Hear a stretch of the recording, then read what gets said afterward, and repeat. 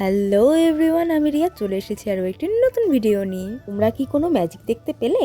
আজকে যেহেতু আমার সকালে টিউশনি পড়ানো ছিল না, সেজন্য আমি ভাবলাম যে না, এখন সকালে কোনো কিছু একটা বানানো যায়। সকাল বলে ভুল হবে, এখন বেলা বাজে প্রায় 2টো। যেহেতু আজকে শনিবার, নিরামিষ, সেজন্য মা সকালবেলা ডাল আর একটা শাক রান্না করেছে।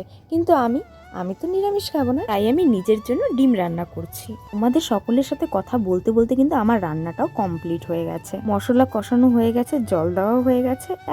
এখন খালি ভালোভাবে ফুটিয়ে নিয়ে ডিমগুলো ছেড়ে দিলেই হবে। এই দেখো, আমি কিন্তু ডিমগুলো ছেড়েও দিয়েছি। ডিমগুলো তরকারিতে দেওয়ার পরে কিন্তু আবার ভালোভাবে একটু ফুটিয়ে নিতে হবে ভালো করে। তোমরা সকলে বলো তো যে তোমাদের ডিমের তরকারি কেমন করে খেতে ভালো লাগে? আমি যেমন করে রাঁধছি তেমন করে, নাকি ডিমটাকে সিদ্ধ করে রান্না করে তেমন করে?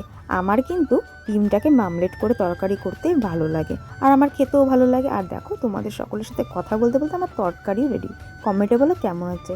পরবর্তীতে কোনো নতুন ভিডিওর সাথে দেখা হবে। বাই।